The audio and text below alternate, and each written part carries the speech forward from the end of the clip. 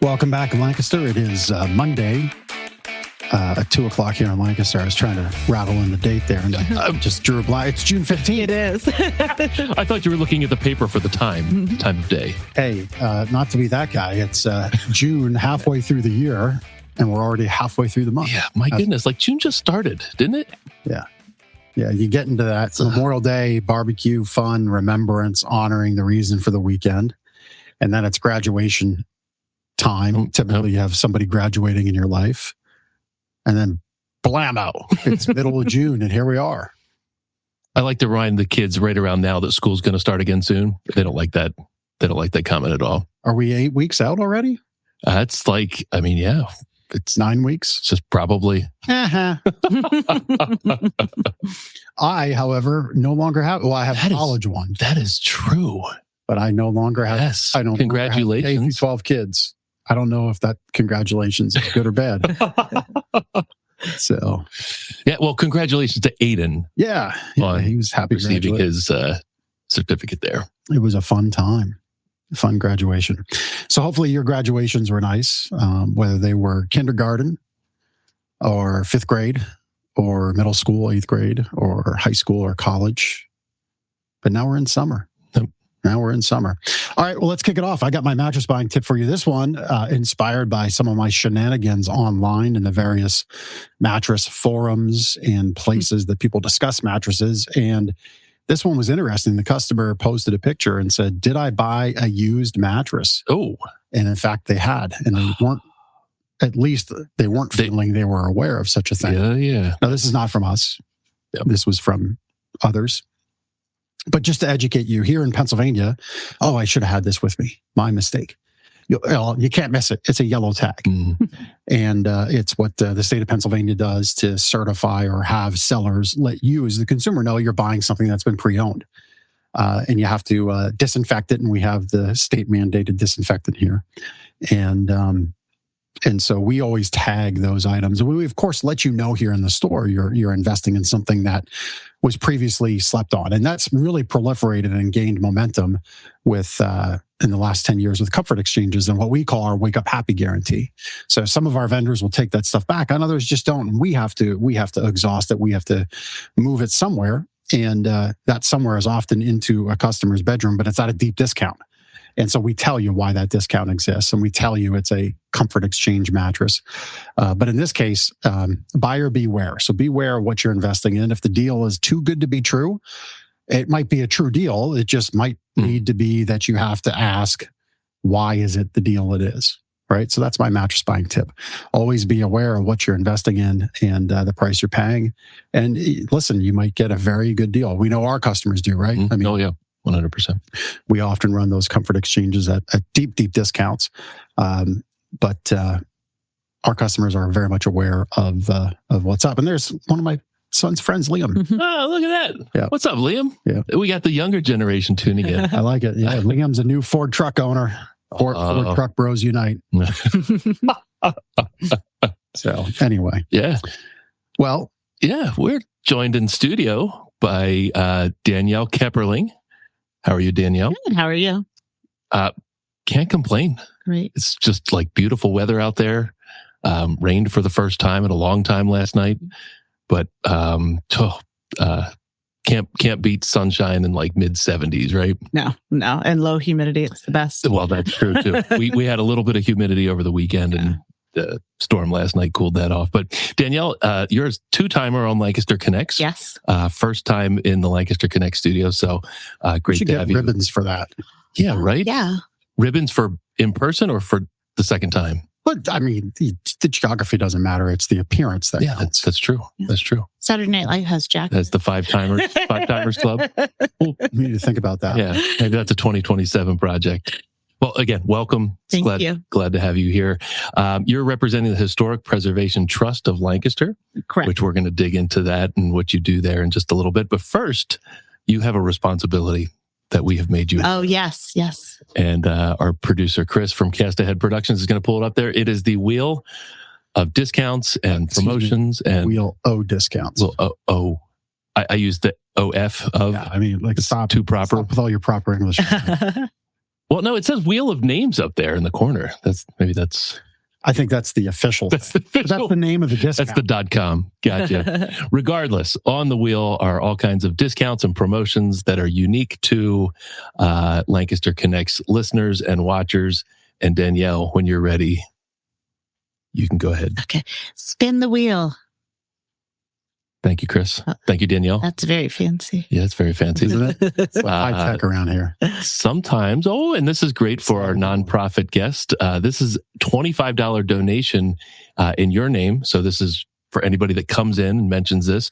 We will make a donation in your name to a charity of your choice with any purchase. So it could be to the Historic Preservation Trust of Lancaster. It could be to somewhere else. Yes. But any great charity will make a $25 donation in your name with any purchase here at Gardner's Mattress & More, which I should mention is 830 Plaza Boulevard behind Park City Mall. If you didn't know, we've only been here 16 years. Now you know. Now you know. Yeah. Now you know. Well, thank you, Danielle. Thanks for Thank you. making that wheel spin. Yeah. So why don't you fill in those watching who you are and what it is you do over there at Historic Preservation Trust, the mission, the work you do, and why it's so important here to Lancaster County. So it's actually our 60th anniversary. 60. Yeah, 60. Wow. I was not there at the founding. We started in 1966. Because they wanted to tear our headquarters down to build the parking garage at the corner of Prince and Orange. Mm. But because of our ties to the national story of the westward expansion, Meriwether Lewis was trained in our building to survey by Andrew Ellicott, and because of that that tie to the national story, they preserved the house, and that's what started the Historic Preservation Trust of Lancaster County. Just a group of people came together to save it and to stop the tear down that was going on in downtown Lancaster. So our mission now is to advocate and educate about preservation throughout the county. I'm the executive director. I have been for almost 5 years now. And technically I'm part-time, but I feel like that makes it sound less official when I say that. Right. Very good. And what are your responsibilities there as executive? So I work with the municipalities to strengthen preservation laws and ordinances throughout the county, but I also work with homeowners and private property owners to find good solutions for their preservation projects, and also then to do educational programs and fundraise and all the other things that nonprofits do. Just most nonprofits do those things too. Yeah. I feel I'm in touch with some questions you may answer, although certainly not historical. Mm-hmm. We're getting work done at our house, and we have the stone workers are there now, and we have to move the ring camera, and the ring camera is going to move off the brick molding to the stone. Mm-hmm. And my brick molding now has all the little holes that I've drilled in where I've moved it in various, blanks to rings to old school ding dong doorbell, right? And I asked the guy, like, hey, where can I get this brick mold? He's like, I have no idea. Yeah. So that's the kind of stuff you do, like period correct, maybe color correct, to the point of, no, they didn't have, some shade of blue back then. Correct. They would have had maybe brown and red. Mm-hmm. Yeah. Those are the kinds of things you do and advise on, and the nitty gritty. Yes. Because my background is preservation construction. That's what I do at the other part-time of my life. And so that is my strength in besides, is like those details, knowing those details. So if you happen to have 8 feet of wineberry Bordeaux brick mold laying around, I could use one piece. Just one piece? Okay. Actually, I could, we could probably... Do you have the paint? We don't. I mean, really, I only need like a couple inches of it, but that would look pretty rough feathering it in. But anyway, I digress. Those kinds of details are what really shine in the projects, right? Like you really look to make everything. What are some of the more unique, like, period correct things you've come across? Where people have appreciated that detail. Yeah, I was gonna say it's the details that matter. Like even the nails changed from colonial to Victorian to now. So it's those little details that do matter that people often don't know. It's like you don't know what you don't know. So they don't know that those are the details that they should be looking for. So, I help them try to find those answers, but also, not make decisions that are going to be detrimental to the building, because we want the buildings to survive another 100, 200 years. Yeah. So just specifically, what is the difference between a colonial period nail and a Victorian period nail? So the colonial nails, they called them rose heads. So they were a little bit fatter, and they were like hand nailed. And then by the Victorian period, they became cut nails. So they were more square, and they were machine made. So the colonial were hand made by like a blacksmith, and you can still get them from blacksmiths now. I think we pay like $2 a piece for them. Yeah. So as a kid, I grew up in Northern Ontario and then moved here when I was 10, and there was a barn that burned down. And, we were always kind of exploring the bank and what was left. But we found those square nails. Yeah. So that would have been Victorian. Yes. Yeah. Was there a Canadian Victorian variant that you're aware of, or just not Victorian? that I'm aware of? Yeah, okay. Yeah. All right. Interesting. Yeah. The more you know. Yes. The more you know. All right.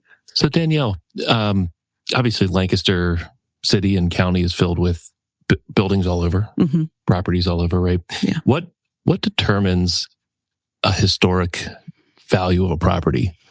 Like, do you have a list of properties, list of buildings that are... Technically, we do. Okay. Like, how would somebody who owns a property or owns a building know that they have a building of historical significance? So they can reach out to us, and we'll let them know if we have a file. The last countywide survey was done in the early 90s. I joked that I was in middle school, but it's really not a joke. I was in middle school. And but that survey is our last like baseline. Now there are some other things like in the ordinances that will make it historic, like if it's listed on the National Register or some other kind of, but usually at the local level, it's our survey list. We are working with some of the municipalities now to revisit those, because there were properties missed, not intentionally. It's just, have volunteers doing it. Sure. And there've been a couple issues recently where like somebody wrote Oregon Pike instead of Oregon Road, and then there was an argument with this. Yeah. But there's a picture of the building, so you can look at it and know that somebody just made a mistake. It's those kinds of things that we're trying to make it a little bit better. Yeah. And so going back to the mid 90s for that survey, is that something that you as the Preservation Trust need to go back and resurvey, or you just rely on and consistently improve the quality of that information, because we're not rewinding the time clock, going back in the DeLorean to build a building and bring it back to present? Correct. It's a little bit of both. Okay. So there, and it's funny. I've been thinking about this a little bit more. It seems like there's a bias against like the buildings that were being built while you were a child. Like, oh, those aren't really special. So like there was definitely a bias in that early 90s period where people were not really thinking that the early 20th century buildings were important.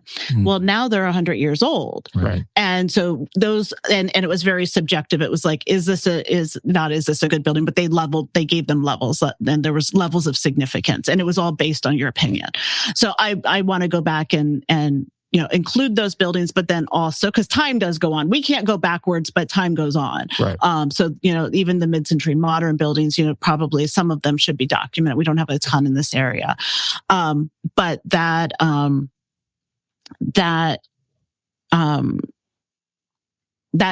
looking at that and making it less subjective, saying whether that it's contributing versus non-contributing, rather than giving it different levels of significance. Those are the things that I want to update and just make it a little bit more objective. Yeah. Yeah. So has there, so two questions, and we do want to talk about some specific projects, but I always go off script, produce a script. It's kind of a joke around here.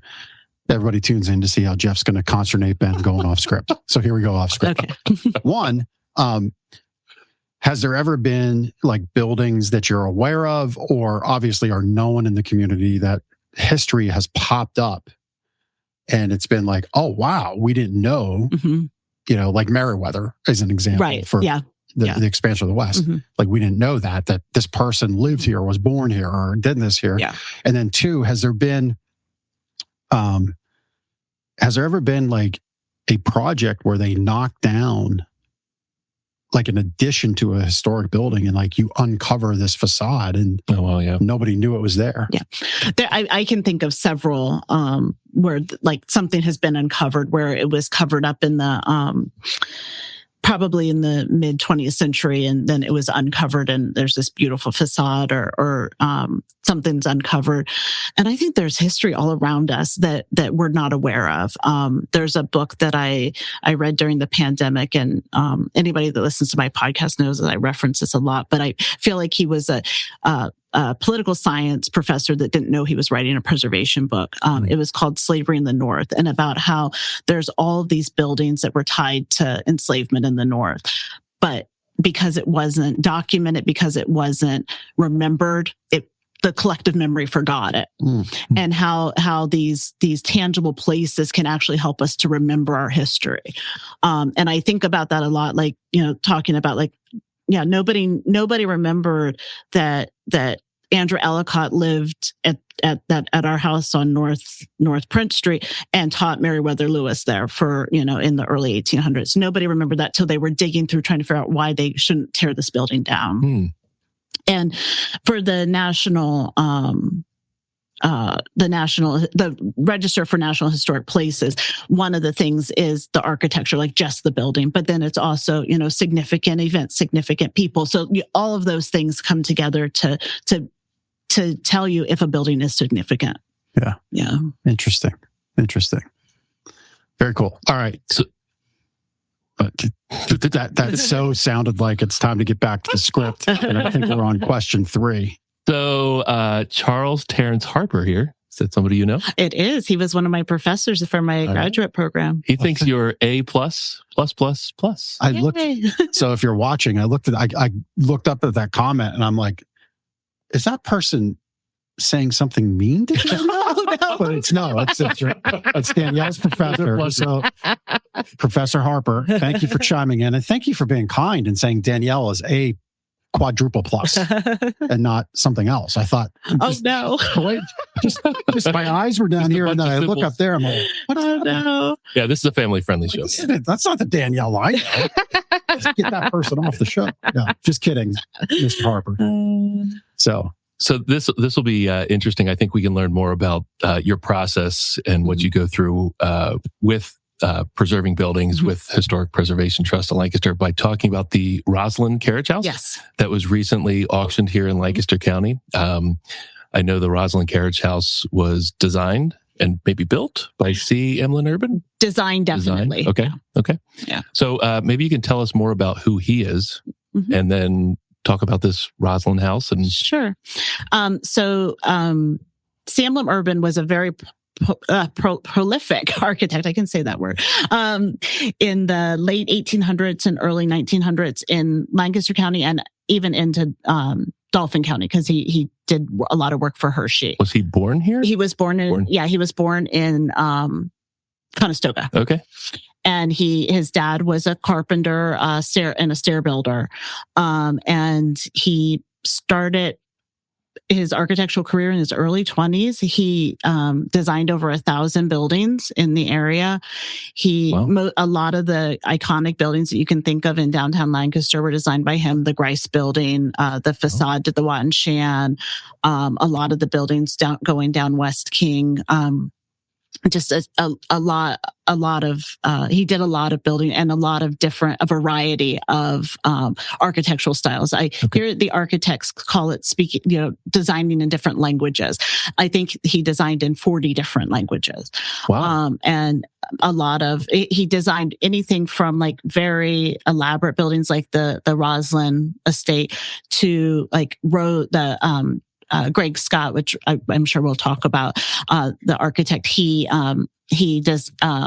found like rows of row houses that he designed. So he designed multiple, and not even just residential or commercial. He designed a cow barn. Like there's like all these different things that, like, if you have a chance to go to any of Greg's talks about it, it's very interesting, all the different things that he built or designed. So unless you really studied C. Emlen Urban's architecture, you wouldn't necessarily be able to look at any one building and say, "Oh yeah, that's the guy." Like correct, like Frank Lloyd Wright. Right. He didn't have just one style. You can largely look at a building and say, "That's probably Frank Lloyd Wright." You wouldn't necessarily know. Correct. Yeah, that's interesting.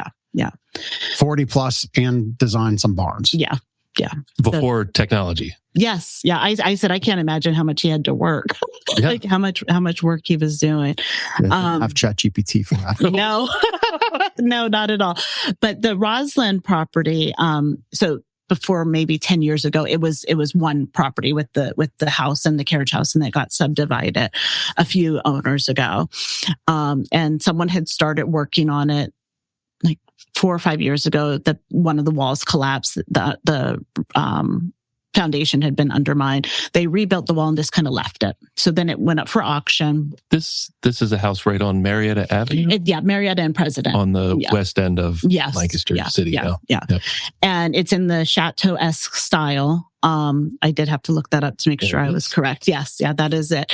But it was designed for Peter Watt of Watt and Shan. So this was his the house that he built. His granddaughter, is still involved, very much an active supporter of the trust. And she has a book about her family in this house. But, the people who own the house have beautifully restored it. It's in great condition. And now we're very excited that Greg and his wife, Terry, have purchased the carriage house, because they're going to then restore it, and both buildings on the property will be, restored in beautiful condition. Yeah, the property and building look just kind of okay on the screen. I mean, I don't know. I don't know what I would do with 10,000 square feet or whatever it is. I remember. I mean, I used to live on the west end of Lancaster and passed that property. I don't know how many hundreds of times, and just like wonder who lives there. Wonder what the story of that place is. Yeah.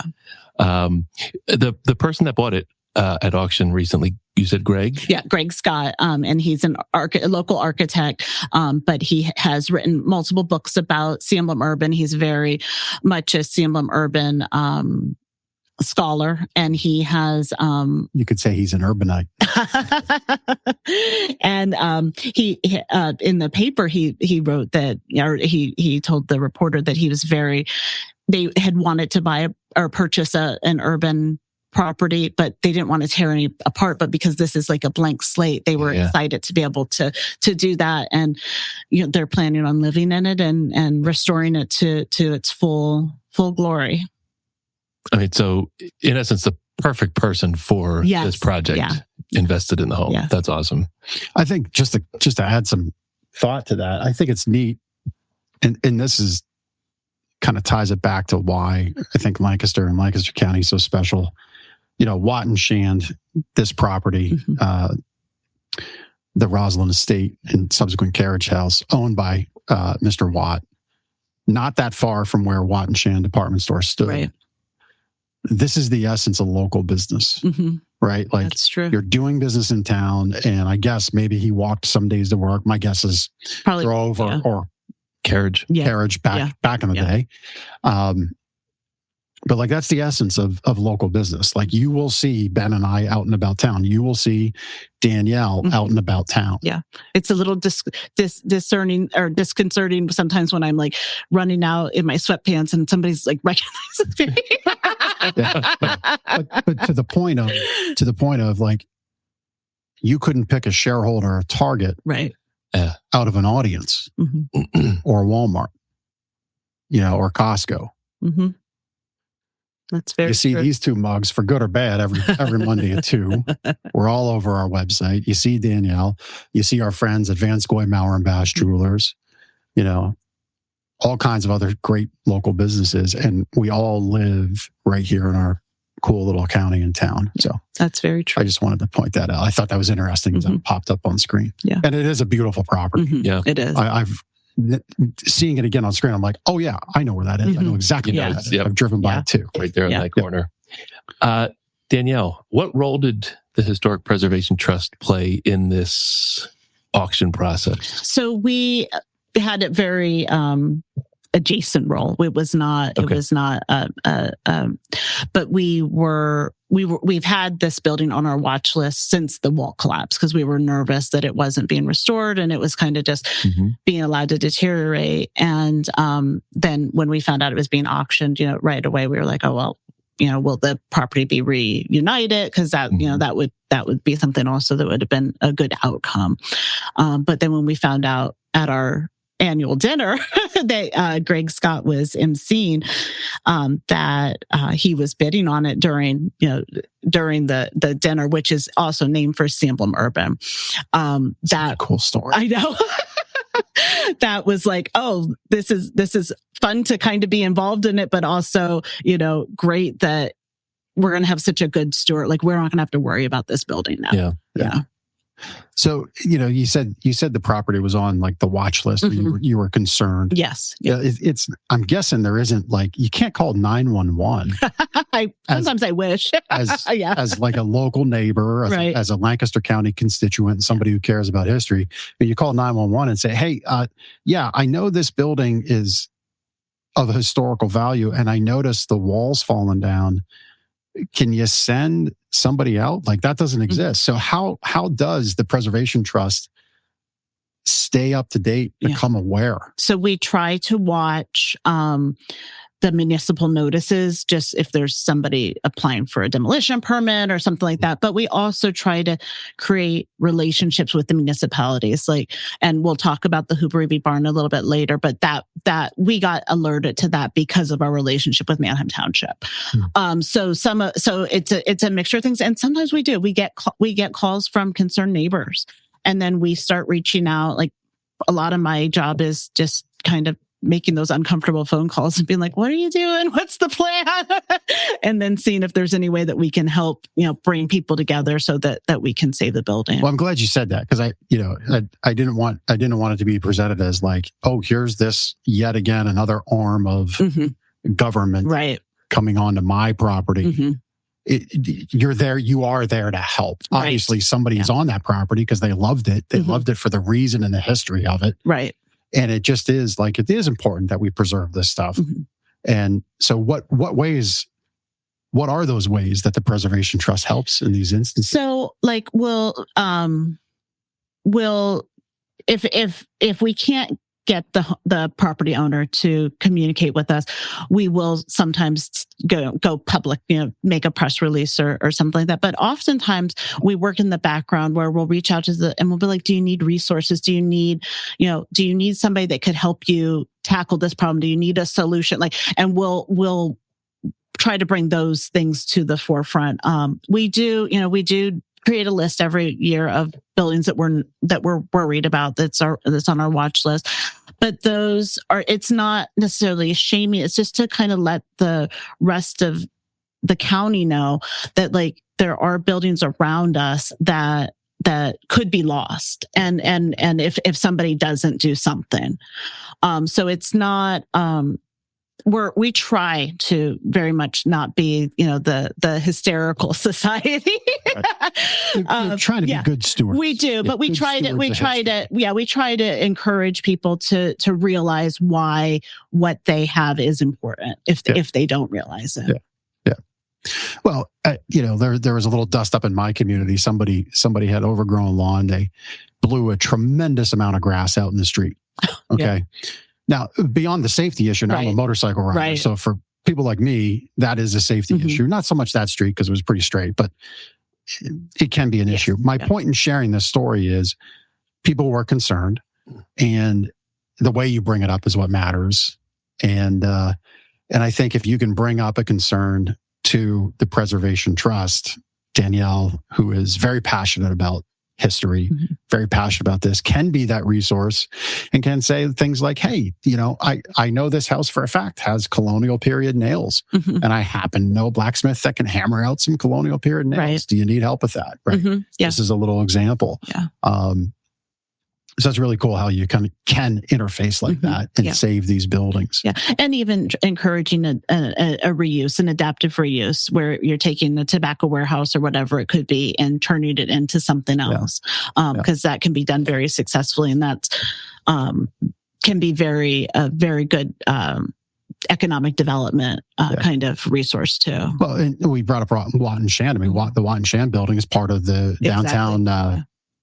What property is the Marriott? The Marriott and the convention center. Yeah. And the convention center in the back of it has all the beautiful architecture from your period of yore, which is an official period.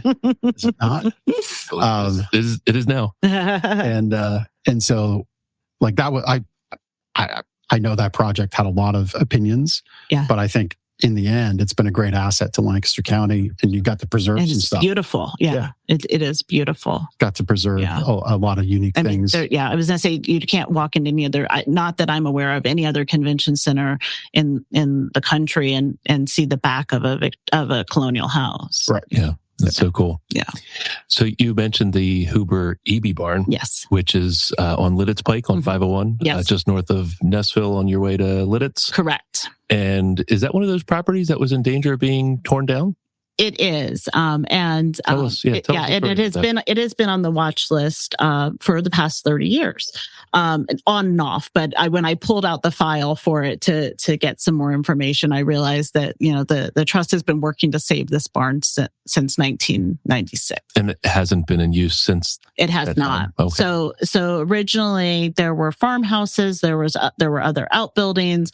When the family sold off the farmland, they left the track in front with the buildings on it.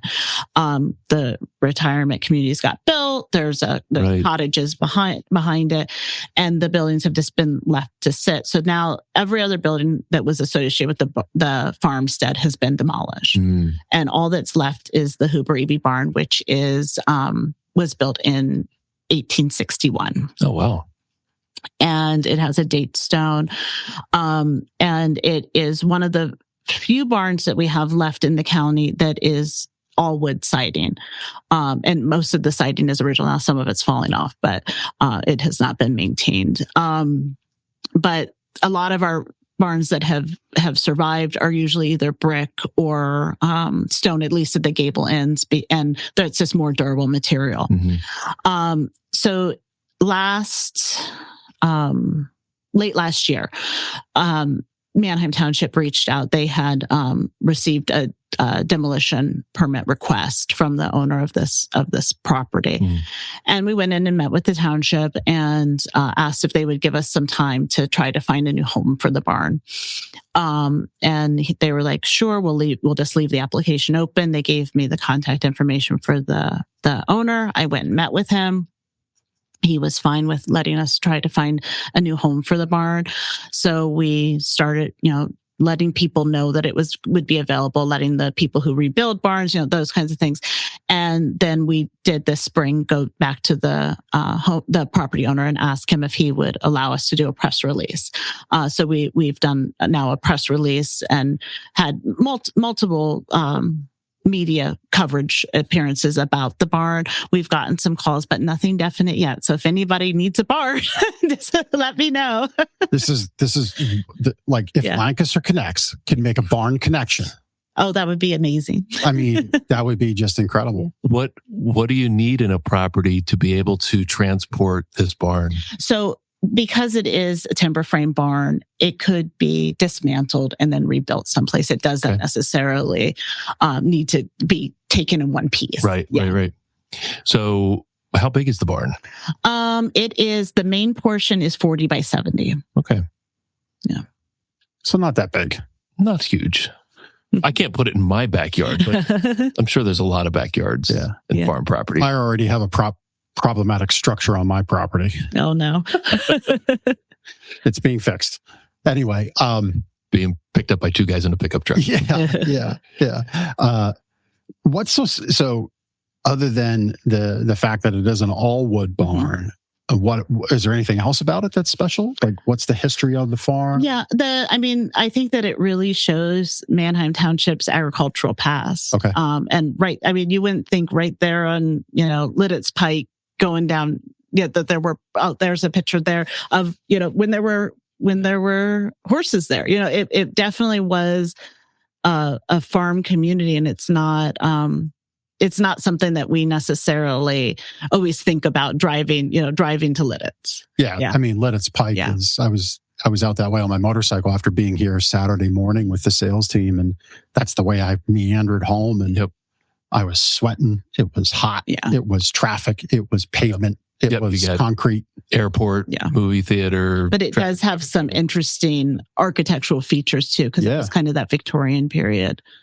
Yeah, that was a fancy barn back in the day. Yeah. It was a barn to be looked upon. Yeah. And is it important for that barn? There you are. I am. Is it important for the barn to stay in Manheim Township? No.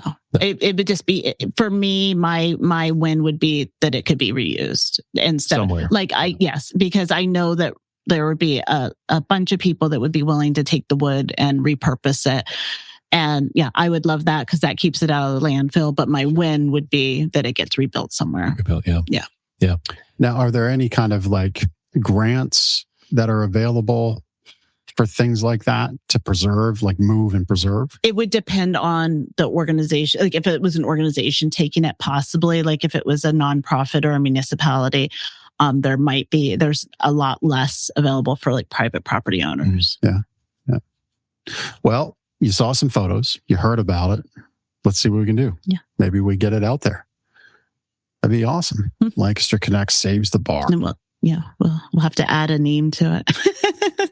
That video that Chris showed had Benton Weber on. Yeah. I believe he's our guest next week. Okay. Next week or 2 weeks. I'm not sure. Yeah. But he's Manheim Township Historical Society. So we'll learn more about the Hoover Evie barn and make another plug there. Yes. Very good. Thank you. For that property. Yeah. Very cool. Love all the work you're doing. So as the county continues to grow and evolve, and the other side of my weekend was my wife and I decided at like 6:20 Saturday night, let's go out for dinner down to the bay. It's like, let's get out in the car. Let's just drive. It's a beautiful night. Yeah. And so we're driving through southern Lancaster County, which is just gorgeous. Mm-hmm. Tons of farmland, tons of buildings, like barns, and just a lot of agricultural richness and beauty to take in. So I'd recommend you do that drive as well. And there's a lot of cool restaurants right down there on the water too. So, but as the county does grow and evolve, how do you balance that development and modernization with the need to preserve these spaces, these buildings, these houses? Yeah, I think that our mission is tied to the buildings. So what we try to do is to get people to incorporate the buildings into their design, whether it is, reusing them in another way, or just, building around. Like, so oftentimes you go into a development and you can see, oh, this is the farmhouse that was, the start of this, this development, or the land that the development was on. I know that there's like the Farmland Trust has other priorities. And I think that farms are important and food is important. But for our mission, it would be to just try to encourage the development to be done in a smart way, very strategic, but then also, to incorporate the buildings and not to view them as just something that's in the way. Gotcha. Yeah. For people listening and watching, how can they help support or, spread the word about? We have multiple ways that people could support us. We have volunteer opportunities. We have regular events that you can attend. We also, we have memberships, or you can also donate to us. There's multiple ways. And then, if you want to know more about, the events, if you follow us on our social media channels, that will help you to stay up to date with what we're doing, or join the email list. I saw there's a volunteer link, Chris, if you wouldn't mind So a number of volunteer opportunities. Yes. Being involved in a committee, photography, yes, property research. I bet some people really get into that. Oh yeah, definitely. And it's property and there's people who I can just send files to and be like, can you give me like a synopsis, and a couple days later I get everything back that I need. So it's great in that way. I mean, I couldn't do what we do without our volunteers. Yeah, that's so cool. Yeah. Looks like I'm not sure where Chris is. Oh, there are more volunteer opportunities in a form to fill out if you're interested in volunteering. That's very cool. Yeah, very, very neat that you do this work to make Lancaster County remain what it is. Yeah. Because we just don't want to knock it all down and have it look like the same shoebox thing, concrete structure, boring. Yeah. Borax looking place, right? Yeah, I do think that that's what makes Lancaster County unique is that you have like almost 300 years of architecture. You can walk downtown and see all 300 years. Yeah. Mm-hmm. Truth be told, we as Steph and I went down to the Bay, I thought GPS would take us through the city. That's the way I've always been accustomed to going 222 South down through the city, all the way through the south end of town. But we went over the river, through the woods, through the farm land. Yeah. And I was disappointed because I didn't get to see what was going on that side of downtown. Yeah. It's been a little while since I've been over on that side because it is so unique. It is so different. You could override GPS, do your own tour. Yeah. Mama was hungry. And I just trusted GPS that maybe there was an accident or something. I can't go on that route. Nope. So I got to keep Mama happy. Yeah. Yeah. And then, and so we made it. But yeah, I was disappointed that I didn't get to see that. So we'll have to plan another trip and I'll say, well, Ben said, as we can sit in Don't traffic, bring me into it. We can sit in traffic for 45 minutes looking at the beautiful buildings. Pack snacks. Yeah. There you go. Ben knows all about packing snacks. I do. He does. There's a drawer of them in this room. The drawer is currently empty, Jeffrey. Danielle, change of subject. You referenced events. You have at least one event coming up. We do. So we do have. We're doing some America 250 events with the library. So we have children's programming, and then some adult programming. Those are on our website. So if somebody would be interested in that, because there's multiples of those. And then next month, we will have the Patriot Daughters of Lancaster, which was an organization that was started during the Civil War. Do a presentation at the Trust on July 8th, and it will be one of our happy hours. So there'll be a happy hour before the presentation. Very nice. And that's July 8th? Yes, July 8th. Happy hour starts at 5:30 and then the presentation's at 6:30. Okay. And what are they going to be focusing on and sharing? They'll be actually talking about the history and some of the people that were involved. And they will be in their not colonial, their Civil War outfits. Get the period right. Yeah. Yep. Yeah. I have a colonial outfit now for when I do the children's program at the library. Oh, nice. I bet the kids get a kick out of that. Yeah, they do. Yeah, nice. They do. Very cool. Very cool. Well, this has been a lot of fun. I think it's time for Connection Cocktail. Okay, very good. Brought to you by Boobs Brewery. They were here. Yes, they were.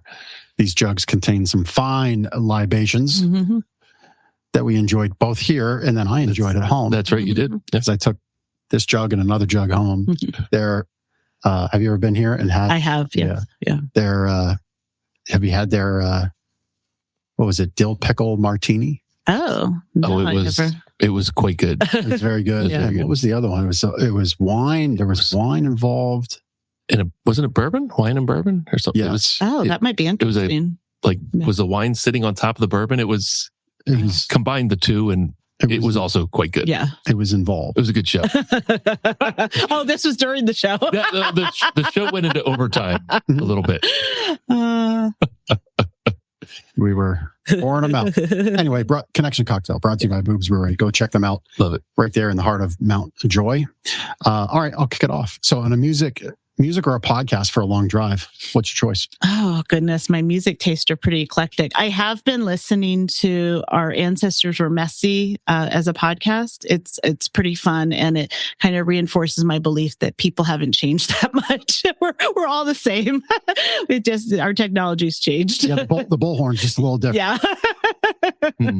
Reaches a little further, can be a little louder, a little less context. Yeah. Yeah. And what was that one called again? Our Ancestors Were Messy. Ancestors Were Messy. Yeah. Interesting. I'm going to check that one out. All right. Second question. Friends had to describe you using one or two words outside of work. What would it be? See, I got the list earlier, and I was like, oh no, I don't know what they. And I'm like, seeing myself the way other people see me might be good some days. Right. But I would hope that they would say authentic. Very good. I see that. I 100%. very much see that. Yeah. Oh, that's our 60th anniversary commemoration that we received from Representative Smucker. Oh, very good. Yeah. Very good. Yeah. Nice. Okay. What's a local business that you love supporting that people should know about?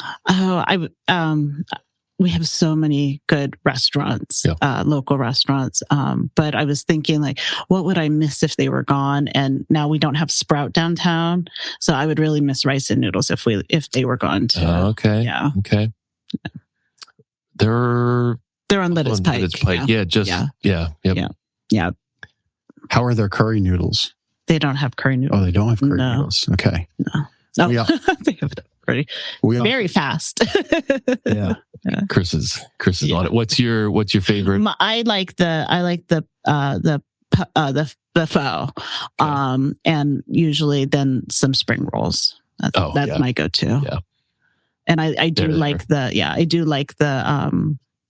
the seltzer with lemon or with lime and sugar as my drink. But my husband always gets the espresso with the condensed milk, which is also tasty, but it keeps me awake.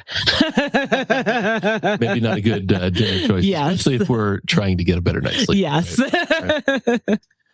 All right. Well, thanks for sharing. So America's 250th. Yes. Is this year.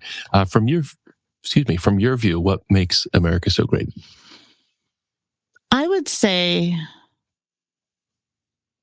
I think that there is definitely an American attitude of we can do this, we can get things done. And I'm going to paraphrase. I heard a Winston Churchill quote this weekend. It was Americans will do the right thing after they've exhausted every other option. I think that that's very true of how we approach some of the hard things in our history, but I think that is, I think that acknowledging that and realizing that this is a country unlike every other country in the world, because we're a country of multiple, from all different areas of the world coming together, rather than everybody's lived here for thousands of years. So I think that that's what really makes us special. That's awesome. Thanks for sharing. Yeah, love that answer. That's good.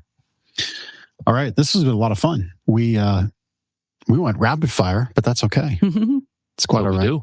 Danielle, thank you for taking the time. Thank you very much. We've got a little bit of business to wrap up, so you can just support us in that, if that's okay. I will. With your presence and awesomeness.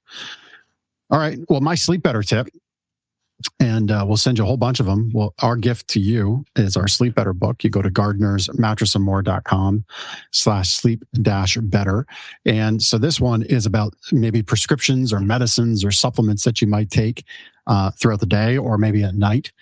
Think about them. Now, obviously, AI and ChatGPT is great. They should not replace your doctor.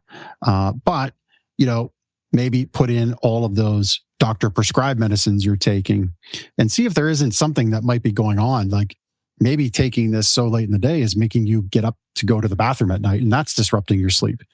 And maybe you could take that a little earlier in the day. Again, please do consult your doctor. This isn't medical advice. I am just Jeff Janakovo, co-owner of Gardener's Mattress and More. I know a lot about sleep.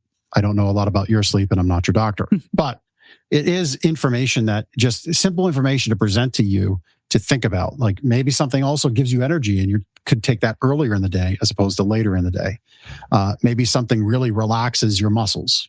right? And those muscles are muscles in the back of your throat. And, your spouse is saying, you're snoring lately and you don't know why. Well, you might look at that medicine and say, oh, that's why. So a simple adjustment. And when you take it, again, take that into consideration, consider the source, go to your doctor as your source, but look at the way those medicines are laid out. And you might just be able to improve your sleep just simply by reconfiguring when you take them. That's my sleep better tip. I like it. A little different flavor though. It's hard to change it up. And I think I appeased the attorneys enough. I'm not sure. I think you did. All right. Testimonial time for Gardner's Mattress and More. Handwritten testimonial here just came in within the past week here from our customer, Jill. It's always interesting to see what people write about their experience, about their mattress buying process. And of course, the process is something that our sleep consultants and sleep science coaches now. Shout out to our team. They've recently got sleep coach certified within the last few months. They know a lot about sleep. They know a lot about the mattresses that we carry, and they know we have a very formulaic process to match your sleep needs via questions to the right mattress. But, sometimes people just need a little bit of space. They need education, but then they need a little bit of space. So Jill wrote that the process for assessing sleep needs was excellent, and she loved being able to try different mattresses with no one hovering, and was encouraged to do the same on a different day before she decided. So she got all the information she needed, and then she was able to spend some time on the mattresses without us around. And, sometimes you just need time to lay there, maybe take your own little self nap, whatever it is. But we will do that for you, give you all the information you need to make the best educated decision you can, and then give you space when it's appropriate. And you need to make your decision, because really it's your body's choice of what is going to be the best fit for your sleep needs. So thank you, Jill. Thanks for the handwritten testimonial. Came in the mail, which is, we get these back quite often, some weeks more of those than the Google reviews. Yep. And it's just nice that people get out pen and, write some nice things for us. In 2026 of all 2026, not 1986. Yep. To echo Jill's comments about our process here, I was at a charity golf outing Friday night, and one of our prospective customers, him and his wife have very competing schedules, so they have to shop separately. But he echoed what Jill had to say about space. He's like, you guys are really great at that. I'm like, there's no pressure. I didn't feel force. And I said, we just don't have to. Yeah. We know our products are great. We know the way we serve our customers is great. And you just let the customer ultimately decide, with us answering some of their questions, offering some guidance. We just give you that space, and you'll see that in our reviews, a consistent message of a no pressure environment. So that's what we want to deliver to you. So yeah, very good. I think that's the show. That is the show. It is the show. All right. Danielle, thank you again. Thank you very much. Thanks for all the great work you're doing there at the Historic Preservation Trust of Lancaster. And then the other part-time job you do, newly restored. Not newly restored, sorry. Keperling Preservation Services. Keperling Preservation Services. Yeah. Newly restored is our other friends, Cap Brown. Yeah. I'm so sorry. Oh, that's okay. I don't know where I got that from. We've had over 250 guests on the show. Sometimes the names just They just all run together. Yeah. But please do connect with Danielle at either company, because she can help you with either. And I'm curious. You mentioned your podcast. Yes. And you mentioned your podcast on a podcast. Let's learn about your podcast. We have a few minutes left here. So it's the Practical Preservation Podcast. I interview different preservation people, whether it is like craftspeople, but also material suppliers or sometimes academics. It just depends. It's a mismatch, a wide variety of people. But I enjoy it. I'm sure you probably find this with your podcast too, that you meet people and you get to learn their stories, and then you're talking to somebody else and you realize that, I can connect these people. And that's exactly what my podcast does. So I enjoy it, and it's a good way to get people to learn about the work that we do, but also what other people do. And then we can see that on your website. Yes, it is. And it's also on all of the podcast platforms. Just look up Practical Preservation Podcast, the PPP. Yeah. Very cool. Well, thanks for sharing. Very good. Thank you. Danielle, thank you again. Thank you. Thanks for all your work. All right. And we will see everybody else next week at 2:00. Take care.